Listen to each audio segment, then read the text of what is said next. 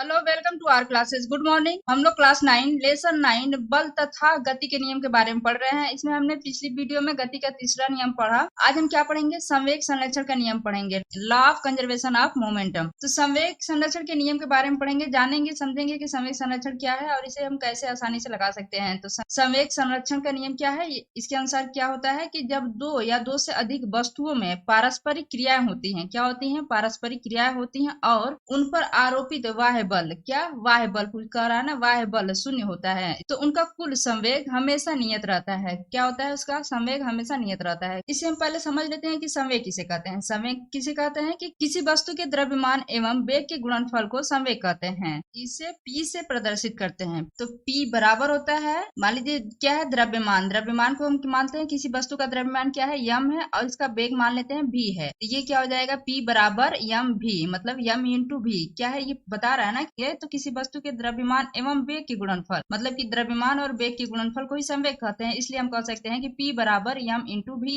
इसलिए संवेग बराबर हो गया। अब हम समझते हैं कि संवेग संरक्षण का नियम। तो हम इससे समझते हैं कि संवेग संरक्षण में क्या बता रहा है कि जब दो या दो से अधिक वस्तुएं परस्पर क्रिया करती हैं, तो मान लीजिए कि दो वस्तु हम मान लेते हैं, दो वस्तु हम ले लेते हैं कि मान लीजिए एक वस्तु है, एक पिंड मान लीजिए, एक वस्तु, ये दो वस्तु है। एक बता रहा है ना कि उन पे आरोपित बाह्य बल शून्य हो तो उनका कुल संवेग हमेशा नियत होता है। तो जब दो वस्तुएं हैं तो इसका कोई द्रव्यमान और इसका वेग होगा। तो मान लीजिए कि इसका द्रव्यमान, इस वस्तु का द्रव्यमान हम मानते हैं क्या है? ये m1 मान लेते हैं। इसका कितना मान लेते हैं? m2 मान लेते हैं इसका द्रव्यमान। और जो इसका वेग है, इसका वेग हम मान लेते हैं u1 मान लेते हैं। मान लीजिए कि स्टार्टिंग का अभी हम मान रहे हैं तो प्रारंभिक वेग मान रहे हैं, इसका जो मान रहे हैं हम u2 मान ले रहे हैं। दो पिंड हो गया। अब ये क्या हो गया? जो वस्तु हो गई दो पिंड, ये पारस्परिक क्रिया कर रहे हैं। मान लीजिए जा रहे हैं एक रास्ते पे, जा रहे हैं दोनों। ये कुछ समय के बाद मान लीजिए ये दोनों आपस में कुछ सेकंड के लिए, बस थोड़े समय के लिए क्या कर रहे हैं? एक दूसरे से टकरा जा रहे हैं। ये एक दूसरे से टकरा जा रहे हैं। फिर टकराने के बाद जो है इनका वेग बदल जाएगा। द्रव्यमान तो वही रहेगा लेकिन इनका वेग क्या है? बदल जाएगा। तो हम मान सकते हैं ये इसका प्रारंभिक हो गया वेग है, ये उसका